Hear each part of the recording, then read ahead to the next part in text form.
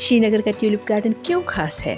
नए फूल, नए रंग, नई किस्में, नई महक और नई बहार का संदेश लेकर आता है श्रीनगर का ट्यूलिप गार्डन। ट्यूलिप्स के खिलने के साथ ही कश्मीर में बहार का मौसम शुरू हो जाता है और भीषण ठंड से राहत मिलती है। लाखों टूरिस्ट के लिए हॉट फेवरेट टूरिस्ट डेस्टिनेशन बन चुके ट्यूलिप गार्डन की आज हम लोग सैर करेंगे। जम्मू कश्मीर के श्रीनगर में बना ट्यूलिप गार्डन एशिया का सबसे बड़ा ट्यूलिप गार्डन है और इसमें 74 वैरायटीज के 17 लाख से अधिक ट्यूलिप्स लगाए गए हैं। और हैरानी की बात यह है कि अभी तक 20 दिन में ही 10 लाख से अधिक टूरिस्ट ट्यूलिप गार्डन की सैर कर चुके हैं। तो इतनी खूबसूरत जगह की सैर मैं आपको ना कराऊं ऐसा तो हो ही नहीं सकता है। तो आइए चलते हैं ट्यूलिप गार्डन की सैर पर। ट्यूलिप गार्डन के अंदर पहुंचते ही बहुत ही खूबसूरत नज़ारा है। रंग बिरंगे ट्यूलिप्स इतने सुंदर लगते हैं कि दिल और दिमाग वहीं पर ठहर जाना चाहता है। अनायास ही ख्याल आता है कि इतनी खूबसूरत और रंगों से भरी हुई दुनिया हमने आज तक नहीं देखी थी। ऐसा लग रहा है मानो सचमुच धरती पर स्वर्ग उतर आया है।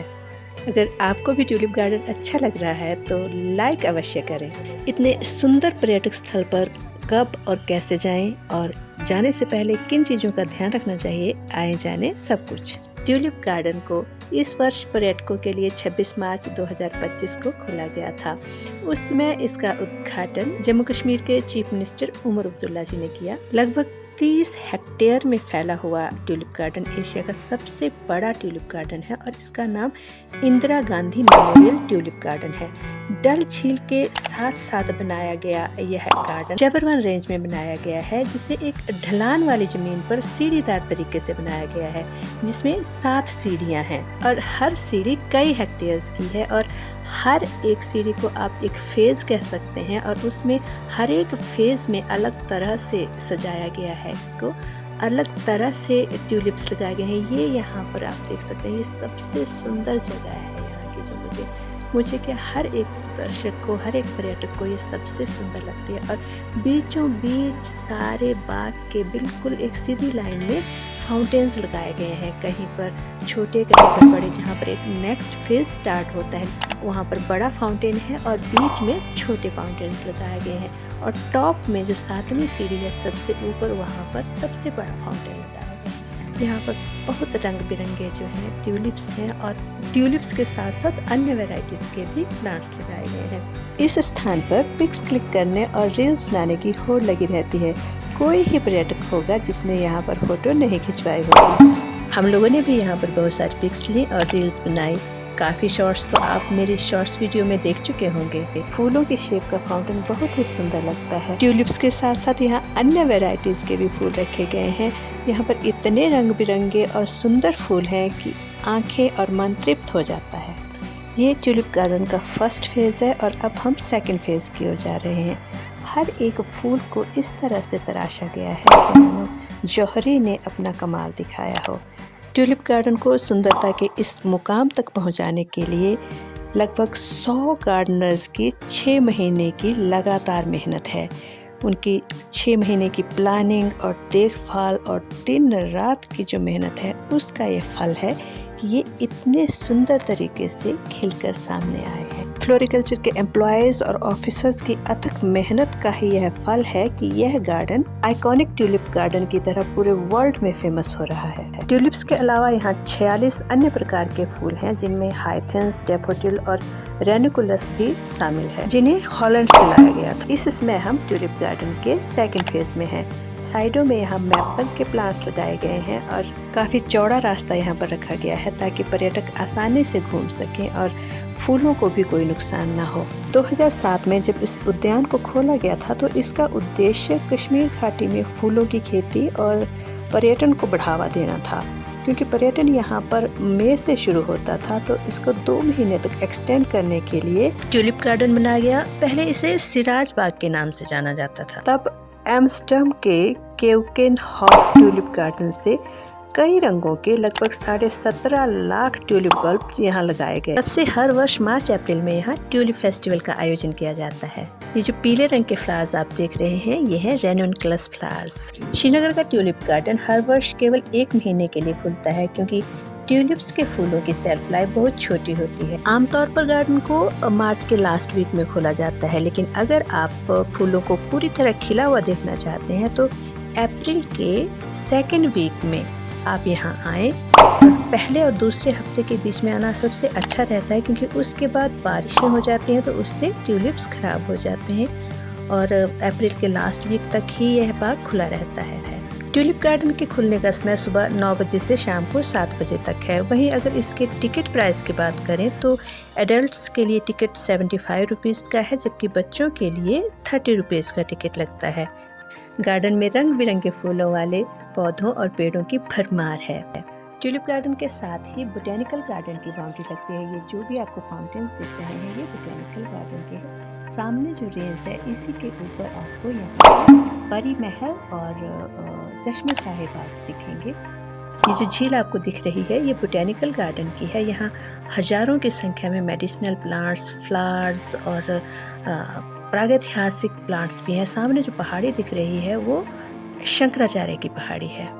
ट्यूलिप गार्डन के साथ ही ऊपर की साइड को ये जो आपको पहाड़ी दिखाई दे रही है, यहाँ पर द ताज होटल है जो 5 स्टार होटल है। आप यहाँ पर रहने के लिए बहुत ही अच्छी व्यवस्था पाएंगे। ट्यूलिप गार्डन में अंदर ही दोनों साइड्स पे बाथरूम्स, टॉयलेट्स बनाए गए हैं, जहाँ पर अच्छी खासी सफाई रखी जाती है। ये एक साइड का जो वॉशरूम्स हैं इस साइड है, दूसरी साइड भी सेम ऐसे ही वॉशरूम्स बनाए गए हैं। साथ ही नीचे आपने देखा होगा वहाँ नर्सरीज थी जहाँ पर ट्यूलिप्स तैयार किए जाते हैं।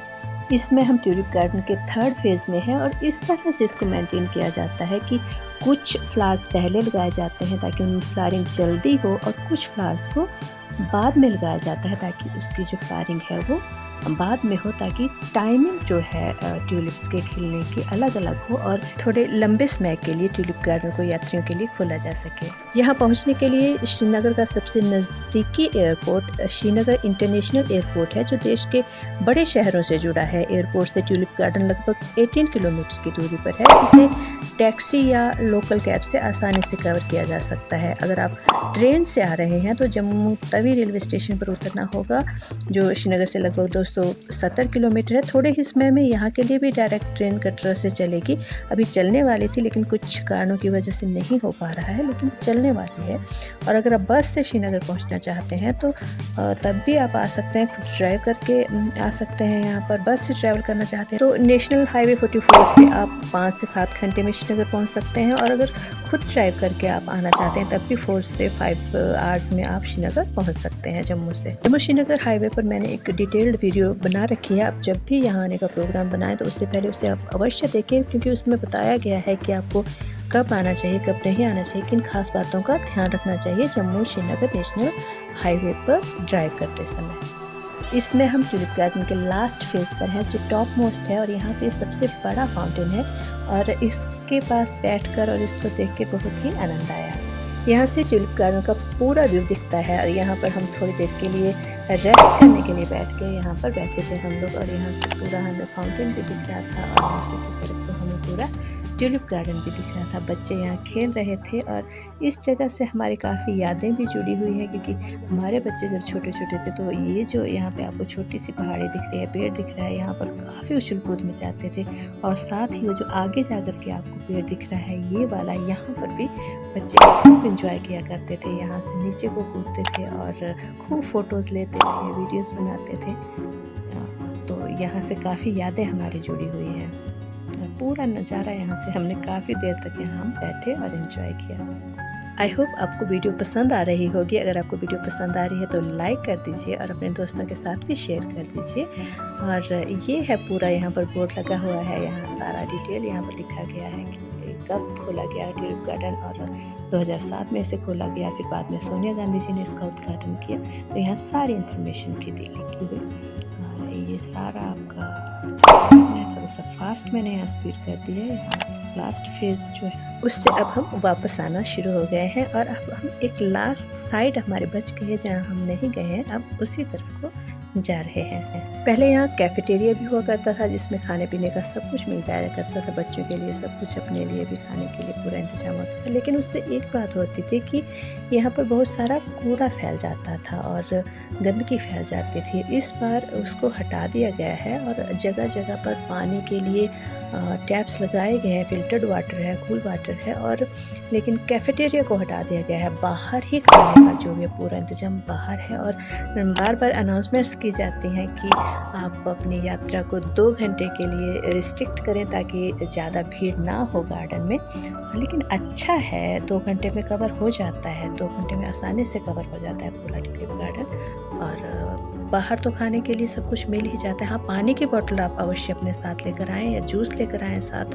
और अगर खाने के लिए कुछ लेके आते हैं तो साथ में आप उसको जो रैपर्स वगैरह हैं उसको अपने साथ ही लेके जाएं बैग में। उसको आप ऐसा इंतजाम अपने पास रखें कि आप कूड़ा ना फैलाएं, क्योंकि किसी भी जगह की सुंदरता को कायम रखने के लिए हमें थोड़ा सा सेक्रीफाइस तो करना ही चाहिए। हम अपने आप पर कंट्रोल कर सकते हैं। ये सेब के पेड़ थे यहाँ पर और बहुत ही खूबसूरत इनके ऊपर पूरा वाइट कलर के फ्लावर्स इनके ऊपर आए थे। मैंने इन पे काफ़ी सारी शॉर्ट्स बनाई हैं, आप अवश्य देखिएगा। यहाँ पर गैलरी है, यहाँ फ़ोटोज़ लगाई गई हैं जो पुरानी फ़ोटोज़ हैं। यहाँ पर ये यहाँ से पूरा व्यू दिखाई देता है ट्यूलिप गार्डन का, तो यहाँ भी अवश्य जाना चाहिए। और ये सबसे सुंदर पोर्शन है यहाँ पर, बहुत ही सुंदर। आगे चल के ये आप देखेंगे, ये जो है वीपिंग विलो के पेड़ हैं और साथ ही इनके नीचे जो ट्यूलिप्स के अलग अलग क्यारियाँ लगाई गई हैं, बहुत सुंदर। तो चलिए दोस्तों, मिलते हैं किसी नए वीडियो में। तब तक अपना और अपने परिवार का ध्यान रखें, खुश रहें और खुशियाँ बांटते रहें।